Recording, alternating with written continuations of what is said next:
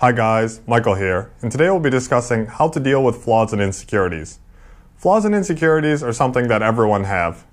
And while you should be working to become the best version of yourself, through further education, good lifestyle choices, exercising, don't get hung up on the things about yourself that are unchangeable.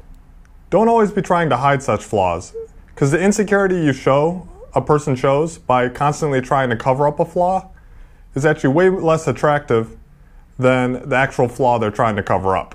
Obsessively trying to hide a flaw shows that a person is insecure and has low self-confidence. In the cases where the flaw can potentially have an impact on your performance, then it's usually best to address the flaw up front and call out the elephant in the room, as it were. But in the cases where the fault is really more inconsequential, then if it doesn't matter to you, why should it matter to other people? And you can address the flaw in a more nonchalant manner. Missing a hand may be a detail that you should address if you're applying for a job such as a firefighter. However, it shouldn't really be a factor when it comes to giving yourself permission to ask someone else out on a date.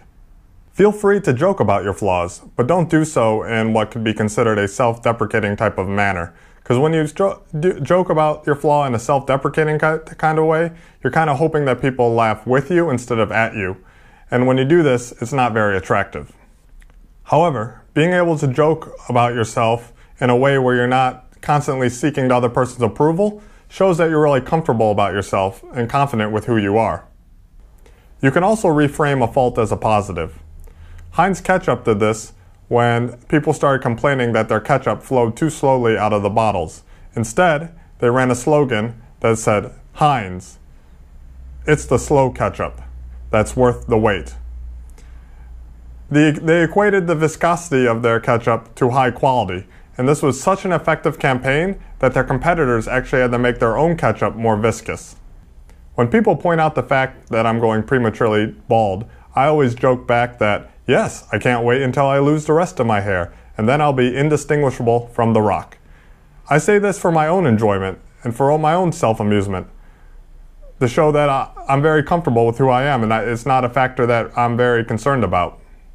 Being overly defensive and self-qualifying yourself shows that another person has effectively gotten under your skin, which may have been their intention to begin with. Completely ignoring such remarks or responding nonchalantly or with a joke is often a much better response. There are actually many benefits to having flaws.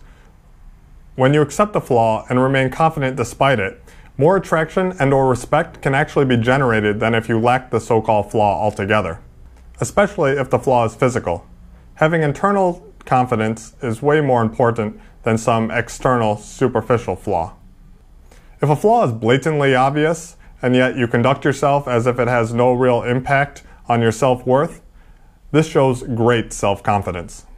Similarly, if others try to actively attack you over a flaw, but you remain unreactive, confident, and well-grounded despite their provocations, you come off looking even better than before. Faults can also help other people find you more accessible and relatable. People often can't identify or connect with people who appear perfect. And finally, learning to overcome certain shortcomings in life is what allows you to build resourcefulness, character, and work ethic.